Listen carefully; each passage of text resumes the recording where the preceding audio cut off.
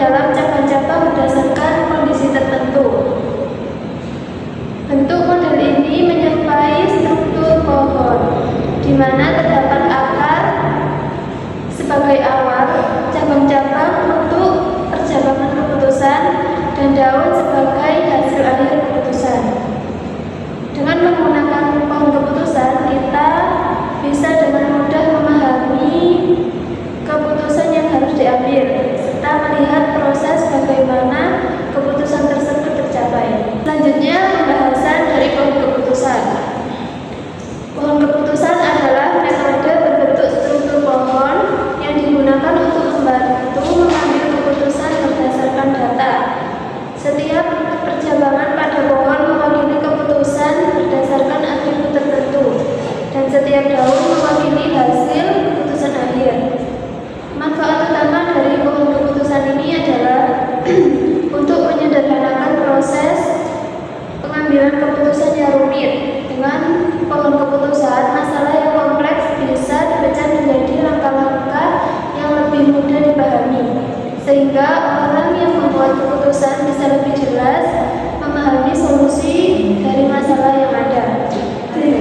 Struktur pohon keputusan ada 3. Yang pertama, akar pohon. Akar pohon keputusan adalah pertanyaan pertama atau kondisi yang kita evaluasi. Yang kedua, cabang-cabang. Cabang pohon keputusan adalah jawaban dari pertanyaan atau keputusan yang digali lebih jauh. Yang ketiga, daun. Daun yaitu keputusan akhir yang diambil setelah semua pertanyaan dijawab. Lalu proses pembuatan pohon keputusan. Langkah-langkahnya, yang pertama, memahami masalah yang akan diselesaikan. Yang kedua, mengumpulkan data yang relevan. Yang ketiga, menentukan atribut atau faktor penting dalam data. Yang keempat, membuat pertanyaan sesuai atribut. Yang kelima, membagi data berdasarkan jawaban. Yang keenam, mengulangi langkah yang sama sampai semua terjawab. Yang ketujuh, pohon keputusan jadi. Yang berikutnya ada perhitungan dasar dalam pohon keputusan. Perhitungan dasar yang digunakan dalam pohon keputusan adalah entropi dan Gini indeks. Yang pertama, entropi. Untuk menentukan mana sebagai root node, decision node, dan leaf node, kita akan memakai ID tree algoritma. Menghitung, yang pertama, menghitung entropi dari seluruh data. Yang kedua, entropi dari masing-masing atribut. Yang ketiga, serta mencari informasi gain dari masing-masing atributnya berdasarkan entropi dari seluruh data. Yang keempat, memilih atribut dengan information gain tertinggi atau terbesar sebagai root node-nya.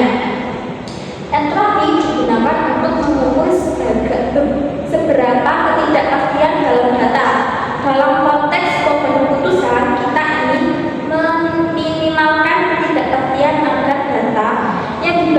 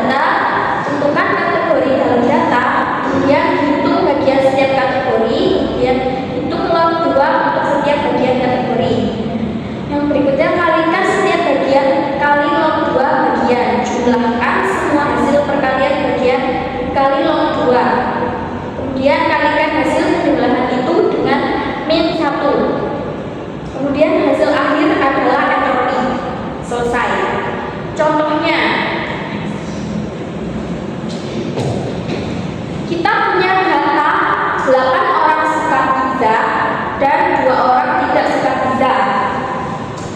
Total 10 orang. Bagian suka sama dengan 8/10 menjadi 0,8. Yang bagian tidak suka 2 dibagi 10 sama dengan 0,2. Kemudian hitung entropi. Entropi min buka kurung 0,8 dikali log 2 dalam kurung 0,8 ditambah 0,2 dikali log 2 kurung dalam kurung 0,2. Terus cari nilai log 2. Log 2 0,8 sama dengan min 0,32. Log 2 0,2 sama dengan min 2,32. Perhitungan min 0,8 dikali min 0,32 ditambah 0,2 dikali min 2,32 sama dengan min dalam kurung min 0,256 ditambah min 0,464 sama dengan, ya Allah, min dalam kurung min 0,72. Jadi hasil entropinya adalah 0,72. Yang kedua ada proses Gini indeks. Saya bacakan flowchartnya. Mulai tentukan total jumlah data, kemudian tentukan kategori dalam data, kemudian hitung bagian setiap kategori, kemudian kuadratkan setiap bagian kategori, kemudian jumlahkan semua hasil kuadrat, kemudian hitung Gini sama dengan 1 dikurang jumlah hasil kuadrat. Hasil akhir adalah Gini indeks. Kemudian selesai.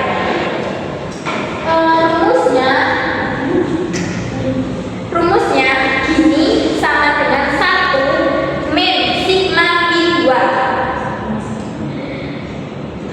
Penjelasannya 1 min bagian kategori 1/2 ditambah bagian kategori 2/2 ditambah bagian kategori 3/2. Contohnya ada data 3 mahasiswa lulus, 2 mahasiswa tidak lulus. Perhitungan bagian lulus 3 dibagi 5 sama dengan 0,6. Jadi bagian kategori kuadratnya 0,6 kuadrat sama dengan hasilnya 0,36. Bagian yang tidak lulus 2 dibagi 5 sama dengan 0,4. Bagian kategori pangkat 2 0,4 pangkat 2. Hasilnya 0,16 dijumlahkan menjadi 0,52. Kemudian tinggal hitung Gininya. 1 dikurangi 0,52 hasilnya 0,48. Nah, begitu. Kemudian ada contoh manual pohon keputusan. Contoh manualnya nih. Yang contoh pertama, prediksi apakah siswa lulus ujian dengan data sebagai berikut. Ini datanya. Yang bagian belajar ada 2 kategori, rajin dan malas. Terus kemudian ada status, ada 2 kategori, lulus dan tidak lulus. Perhitungan entropinya 3 lulus sama dengan 3 dibagi 5 sama dengan 0,6. 2 tidak lulus 2 dibagi 5 sama dengan 0,4. Entropinya min 0,6 dikali log 2 dalam kurung 0 kali 6 0,6 min 0,4 kali log 2 dalam kurung 0,4. Jadi log 2 nya 0,6 sama dengan min 0,737. Kemudian log 2 0,4 sama dengan min 1,322. Maka entropi min 0,6 dikali 0,3737 ditambah 0,4 dikali sama dengan min dalam kurung min 0,4422 ditambah min 0,5288 hasilnya 0,971. Hitung entropi berdasarkan atribut belajar rajin. Jadi ada 3 siswa semuanya lulus. Yang malas ada 2 siswa semua tidak lulus karena semua siswa pada masing-masing kategori sama statusnya, maka entropi di kedua cabang 0. Berikut pohon keputusannya. Contoh kedua, data histori apakah kita bermain bola jika cuaca, temperatur, kelembapan, dan anginnya. Kemudian diketahui P positif sama dengan ada 9, N negatif sama dengan 5, T total sama dengan 14. Hitung entropi. Sulit, nanti datanya ada di sini ya. Lanjut berdasarkan atribut cuaca. Jadi hasilnya nanti ada cuaca cerah bermain 2, tidak 3, entropinya 0,971. Cuaca hujan bermain 3, tidak 2, entropinya 0,971. Cuaca mendung bermain 4, 0, 3, entropinya 0. Information gain cuaca.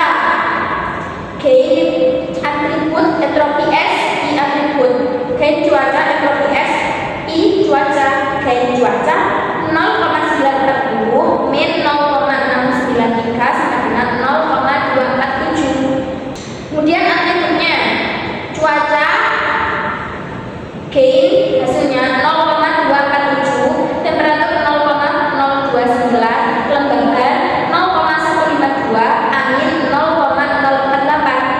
Atribut cuaca nilainya paling besar, jadi cuaca berhak menjadi bonus. Kemudian ini pohon keputusannya. Yang terakhir yaitu penerapan pohon keputusan dalam sistem. Yang pertama ada di bidang pendidikan, yaitu digunakan untuk menentukan apakah siswa layak mendapatkan beasiswa berdasarkan IPK dan penghasilan orang tua. Yang kedua ada sistem pakar, yaitu digunakan untuk mendiagnosis penyakit pasien berdasarkan gejala yang muncul. Yang ketiga bidang bisnis, yaitu digunakan untuk memberikan rekomendasi produk kepada pelanggan berdasarkan riwayat pembelian. Baik, berikutnya kemudian kita akan menjawab pertanyaan yang telah diberikan dosen pengampu mata kuliah kecerdasan buatan. Yang pertama, apa saja komponen utama yang digunakan dalam metode ini dan bagaimana peran masing-masing komponen dalam proses pengambilan keputusan?